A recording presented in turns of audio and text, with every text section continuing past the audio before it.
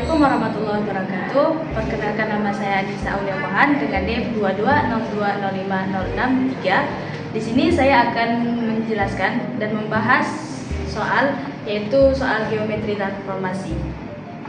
Baik, di sini kita akan membahas soal nomor 12.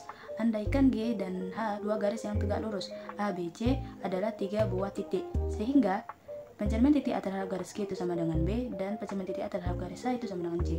Tentukan dan gambarkan titik-titik berikut, yaitu MH, MG, MH, MH, MG, MG terhadap titik A. Jadi di sini kita akan menentukan dan menggambarkan titik A yang dicerminkan terhadap garis G, kemudian dicerminkan terhadap garis H, kemudian dicerminkan terhadap garis H, kemudian dicerminkan terhadap garis G, dan terakhir dicerminkan terhadap garis H. Jadi di sini kita tahu bahwasannya garis G dan H dua garis yang tegak lurus, artinya memiliki titik potong. Dua garis ini memiliki titik potong dan mereka tidak sejajar. Jadi di sini garis yang vertikal kita misalkan itu garis G, kemudian garis yang horizontal ini kita misalkan adalah garis H. Oke, selanjutnya kita menentukan peletakan titik A, B, C. Untuk titik A kita misalkan letak sembarang di sini. Misal di sini titik A. Oke, selanjutnya kita untuk meletakkan titik B, itu kita memperhatikan pernyataan di mana di sini dinyatakan bahwasanya titik B itu merupakan bayangan dari pencerminan titik A terhadap garis G. Ini cermin, yaitu garis G. Maka ketika A dicerminkan mendapatkan hasil titik B, maka di sini titik B. Ingat, untuk peletakan titiknya itu harus berjarak yang sama antara titik asli dengan cermin itu sama dengan cermin terhadap titik bayangan. Oke, untuk titik C, di sini pernyataannya bahwasannya C itu merupakan bayangan dari pencerminan titik A terhadap garis A.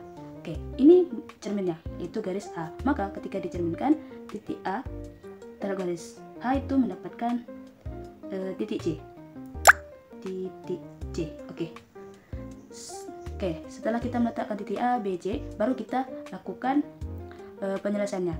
Dimana tadi kita pertama diminta pencerminan titik A terhadap garis G. Oke, di sini kita tahu bahwasannya ketika titik A dicerminkan terhadap garis G, maka itu menghasilkan ada titik B atau bayangan titik B. Maka di sini dapat kita tarik garis supaya kita tahu bahwasannya ini merupakan bayangan titik A terhadap cermin garis G. Nah, maka titik B ini itu sama dengan MG atau pencerminan titik A terhadap garis G.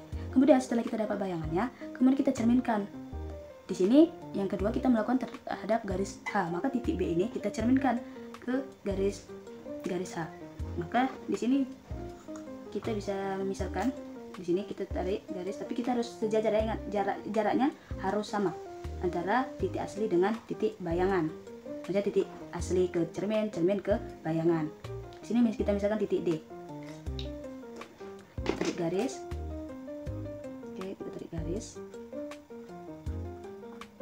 Maka didapat bayangan itu adalah titik D, atau bisa sama dengan MH H aksen atau bayangan dari ini tadi.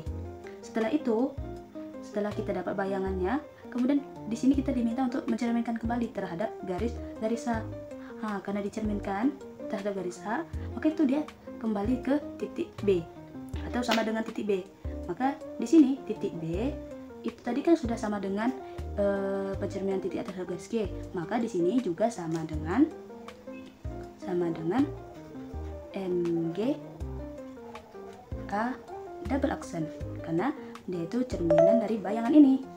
Nah, setelah kita dapat bayangannya, titik B ini kita cerminkan lagi terhadap garis G, karena diminta garis G. Maka di sini kalau kita tarik garis, maka itu kan itu tadi, ingat, pencerminan itu kan jarak titik asli ke cermin itu sama dengan jarak cermin terhadap bayangan. Maka kalau kita lihat itu sama dengan titik A. Maka titik A itu juga sama dengan M. Ini maaf ya, ini tadi H ya, ini MH. Oke, di sini baru MG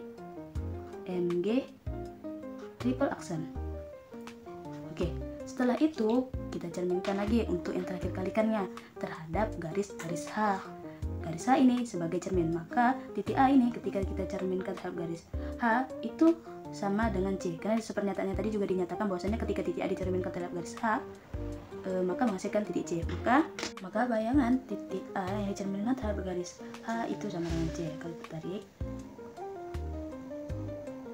maka didapat itu titik C atau sama dengan MH A for action.